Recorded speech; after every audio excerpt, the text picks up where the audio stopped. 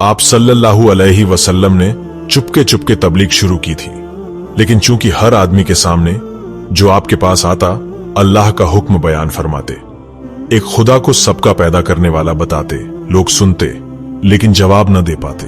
अलबत्ता अपने घरों और मजलिसों में जा जाकर इस नए दीन का जिक्र करते और मजाक उड़ाते। इस तरह इस्लाम का जिक्र घर घर छिड़ गया। लोग सुन सुनकर हैरान भी हो रहे थे और गुस्से से दांत भी पीसते, लेकिन यह पता न चलता कि कौन कौन मुसलमान हो गए हैं, इसलिए चुप रह जाते। आप सल्लल्लाहु अलैहि वसल्लम ने एलानिया तबलीग शुरू न की थी, इसलिए किसी को उन पर सख्ती करने की हिम्मत न पड़ती थी।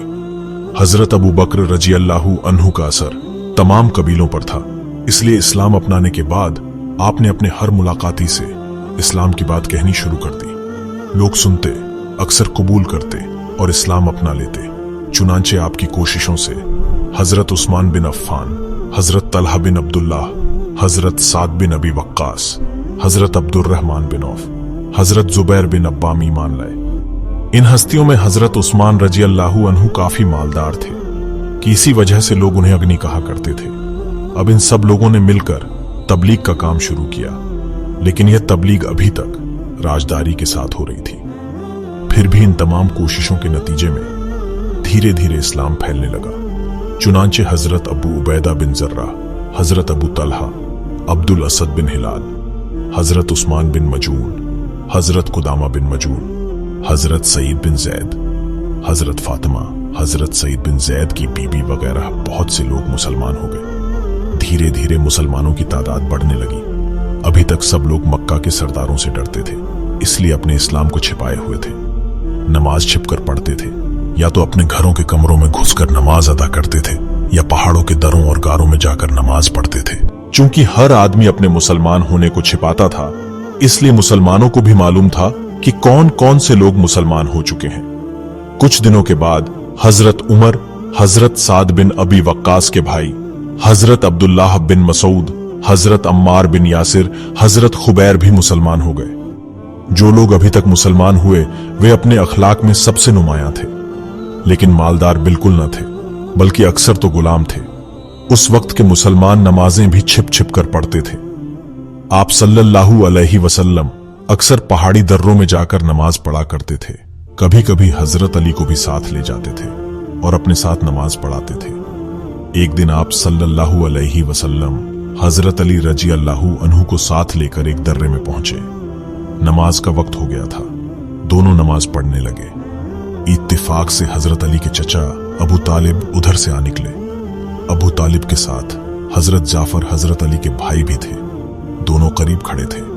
हैरत भरी नजरों से आप सल्लल्लाहु अलैहि वसल्लम और हजरत अली को नमाज पढ़ते हुए देखने लगे।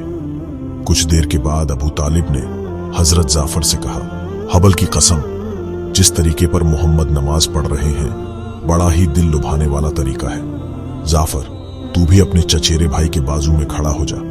फौरन हजरत जाफर दूसरी तरफ खड़े हो गए। नमाज पढ़ते देखा तो आप सल्लल्लाहु अलैहि वसल्लम ने फरमाया, जाफर तुम मुसलमान हो जाओ। हजरत जाफर ने भी इस्लाम अपना लिया।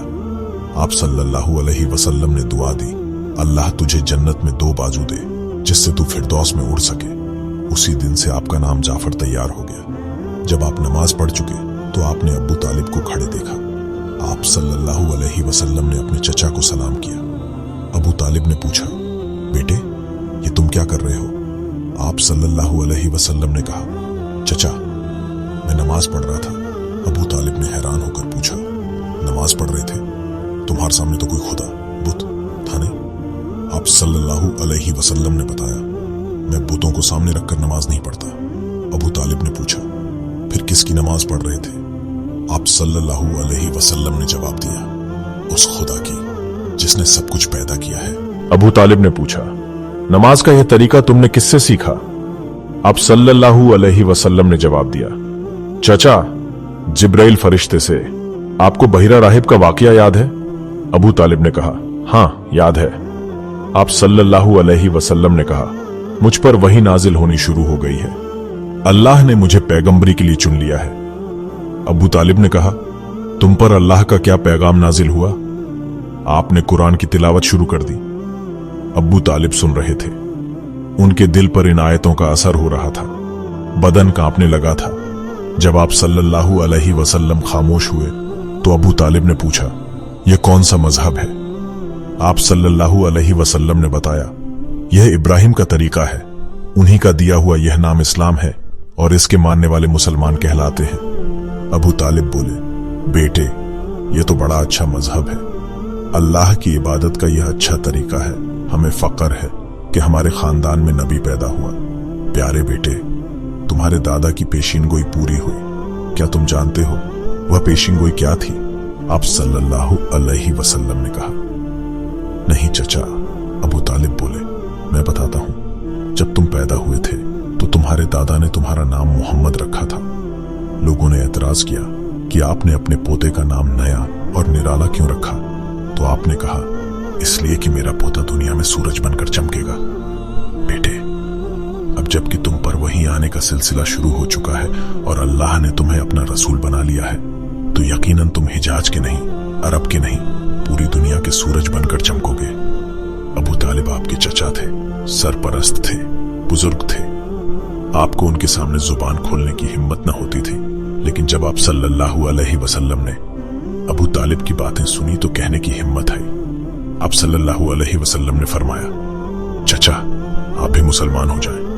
अबू तालिब बोले, मेरा दिल तो चाहता है कि मैं मुसलमान हो जाऊं और तेरे साथ खड़ा होकर नमाज पढ़ूं, अनदेखे खुदा को पूजूं, पर बाप दादा के मजहब को छोड़ते हुए शर्म आती है।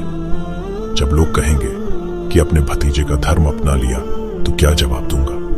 शर्म वगैरह से कट-कट कर रह जाऊंगा। हाँ, मैं तुम्हारी मदद करते रहने का वादा करता हूं। मेरे जीते जी तुम्हें कोई आंख उठाकर नहीं देख सकता। मेरी तलवार उसके सर पर चमक जाएगी जो तुमको तकलीफ पहुंचाने का इरादा करेगा। हाँ, अली और जाफर को मैंने इजाजत दी, ये दोनों तुम्हारे मजहब में रहेंगे। अब तालिब ने हजरत अली रजी अल्लाहु अन्हु से कहा, बेटा, तुम मोहम्मद सल्लल्लाहु अलैहि वसल्लम का साथ न छोड़ना। जो मजहब तुमने अपनाया है, जिंदगी भर उसका साथ देना। आप सल्लल्लाहु अलैहि वसल्लम ने अबू तालिब का शुक्रिया अदा किया। अबू तालिब घर चले गए। आप सल्लल्लाहु अलैहि वसल्लम अली और जाफर को लेकर अपने मकान पर आ गए।